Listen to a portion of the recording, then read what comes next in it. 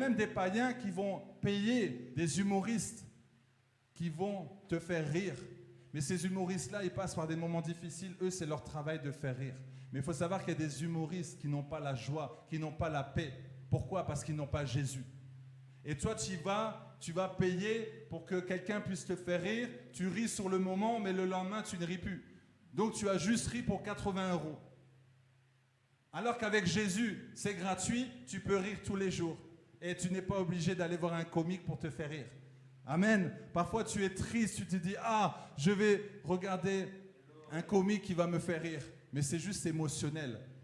Jésus, c'est plus que ça. Jésus te donne encore plus de joie. Une joie qui te donne la paix. Où tu es à l'aise, où tu es tranquille. Tu as des grandes factures à payer, toi, tu es dans la joie. Tu danses même. Tu regardes les factures, tu dis Alléluia. Pourquoi? Parce que tu sais que les factures, elles vont être payées. Tu n'as pas à t'inquiéter. Amen. Tu as des problèmes, tu chantes Alléluia. Ça, le diable, il n'aime pas. Parce que lui, le diable, il veut que tu sois triste. Il veut que tu ne souris pas. Il veut que quand on te voit, on te dit, ah, dis donc, je ne vois pas la différence entre un non-chrétien et un chrétien. Je ne vois pas la différence parce que tous les deux, vous faites la tête. Mais s'il y a la joie, il dit, mais toi, comment tu arrives à avoir la joie malgré ce qui se passe dans ce monde? Comment tu arrives à avoir la joie malgré qu'on t'a viré du travail? Comment tu arrives à avoir la joie? Tu as perdu ton enfant. Comment ça se fait que tu as la joie? Tu dis, c'est Jésus.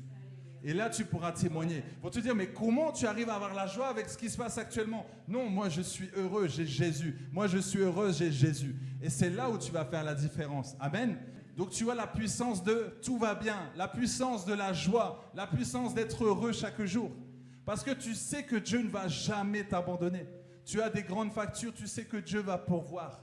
Amen. Et plus tu vis des miracles avec Dieu, plus tu crois que Dieu peut faire de grandes choses. Amen. C'est pourquoi vous voyez souvent, je parle de la foi, et pas souvent, mais tout le temps, je parle de la foi. Parce qu'avec mon épouse, nous vivons les miracles. Nous vivons miracle sur miracle. Et ici, vous avez vu les miracles. Et toi-même, tu as vu le miracle. Tu es venu ici, tu as été guéri. Même, tu es venu ici, il s'est passé quelque chose. Donc tu dis, mais Dieu est capable de faire de grandes choses. Amen. Alléluia. Des personnes qui sont venues ici chargées, tristes, et ils ont retrouvé la joie. Alléluia. Ils ont retrouvé la joie. Ils ont retrouvé la joie du Seigneur. Et c'est ça. Quand tu vois une difficulté dans ta vie, sois dans la joie. Tu es dans la joie, tu es dans la joie, tu es dans la joie. Et le diable n'est pas content. Et tu montres au diable, non, moi je suis dans la joie parce que c'est ma force. Et la joie va te donner la force. Tu n'es pas obligé d'aller voir un comique. Tu n'es pas obligé d'aller faire ci, d'aller faire ça. Alléluia. Tu vois, dans ce monde, les gens veulent retrouver de la joie. Qu'est-ce qu'ils font? Ils vont boire de l'alcool. Ils pensent qu'en buvant de l'alcool, ils vont avoir de la joie. Alléluia.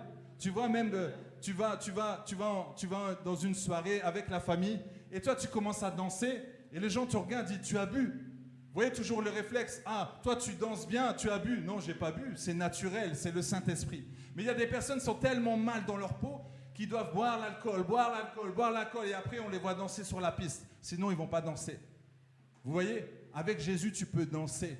Alléluia, nous n'avons pas besoin de prendre de l'alcool, tu n'as pas besoin de fumer quoi que ce soit. Tu peux aller naturellement et Dieu va te donner la joie. Alléluia, parfois dans notre maison avec les enfants, parfois on danse. Parfois avec mon épouse on danse. Des fois elle me prend, hop on danse, on commence à faire des pas de danse et on est heureux. Même les enfants ils nous regardent, ils me disent, ah bon ça c'est les enfants, mais vous êtes bizarres.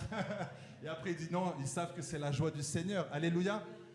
Quand on était enfant, n'est-ce pas, on s'amusait, on faisait des bombes dans la piscine. Là maintenant, non, moi, attends, là maintenant je suis manager d'une grande société, bombe à la piscine, non quand même, un peu de tenue. Alléluia, mais fais une bombe dans la piscine, vas-y, amuse-toi, fais le toboggan avec tous les enfants. Alléluia, ça fait tellement du bien.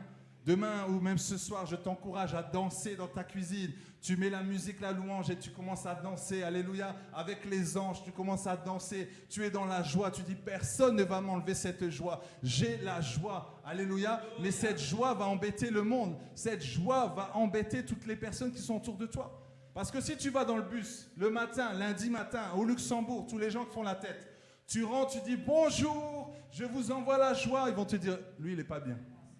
Lui, il va te dire, lui, il n'est pas bien dans sa tête. Ça ne va pas du tout. Par contre, si tu rentres et tu commences à te plaindre du gouvernement, ça ne va pas, le retard, ils vont dire, ah, là, il est normal. Alléluia. En fait, les personnes dans ce monde ne voient plus la joie. Mais c'est ce qu'ils cherchent. Ils cherchent la paix partout. Ils cherchent dans l'hypnose, ils cherchent dans le reiki, dans le feng shui, toutes sortes de choses. Ils cherchent la paix. En fait, la paix qui va redonner la joie. Amen. Mais je tiens à t'encourager, mon frère, ma soeur. Continue d'avoir la joie. Ça dérange, ça va déranger. L'amour va triompher sur le mal. Cette joie va contaminer. Amen. Tu y vas, tu dis, je vous donne de la joie. Je vous donne la joie du Seigneur. Amen. Parce que c'est ce que les gens, ils ont besoin. Quand tu es en famille, tout le monde est triste. C'est ténébreux là dans cet environnement. Tu viens et tu amènes la joie. Il y a des personnes comme ça, lorsqu'ils arrivent dans un endroit, ils commencent à juste sourire et ils donnent de la joie. Amen. Mon épouse, elle a cette grâce-là. Quand elle va dans un endroit, elle sourit toujours, elle est bien avec tout le monde et c'est ce qui amène cette grâce et c'est pour ça que ça s'appelle grâce. Amen. Et oui, c'est double grâce. Il y en a, ils ont double grâce. Et bien tant mieux, alléluia. Ne sois pas jaloux, mon frère, ma sœur.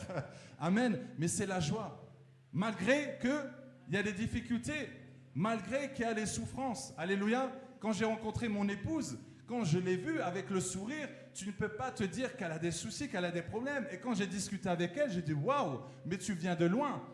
Alléluia. Donc c'est mieux que les gens te voient heureux, te voient heureuse. Et en plus, tu vas glorifier Dieu. Et en plus, ça te fait du bien. Alléluia, ça te fait du bien. Alors mon frère, ma soeur, je t'encourage à avoir la joie. Non pas seulement ce soir, mais avoir la joie constamment. Retrouver la joie. Tu dis non mais c'est vrai, à quoi ça sert que je m'inquiète? À quoi ça sert que je m'inquiète de cette maladie? Je sais que je vais être guéri. À quoi ça sert que je m'inquiète de cette épreuve? Je sais que Dieu va se glorifier. À quoi ça sert que je m'inquiète de ma voiture qui ne fonctionne pas? Je sais que je vais trouver une solution. Et si ta voiture ne fonctionne pas, prends le bus, c'est gratuit.